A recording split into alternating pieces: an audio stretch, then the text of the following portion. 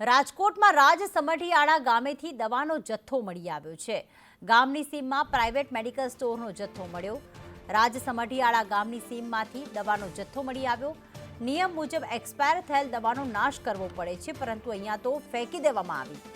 રાત્રિના સમયે અજાણ્યા લોકોએ દવાનો જથ્થો ફેંક્યો હતો। મયુર અમારી સાથે જોડાઈ ગયા છે। મયુર, આટલો બધો જથ્થો આખરે આવ્યો ક્યાંથી? શું સીસીટીવી કોઈ સામે આવ્યા છે કે કોના દ્વારા જથ્થો ફેંકી દેવામાં આવ્યો? પ્રીતિ, ભાવનગર રોડ ઉપર આવેલા રાજસમઢિયાળા ગામની સીમની અંદર બાળકો માટેની આ દવાનો જથ્થો એક્સપાયરી ડેટની દવાનો જથ્થો હોવાનું સામે આવ્યું છે।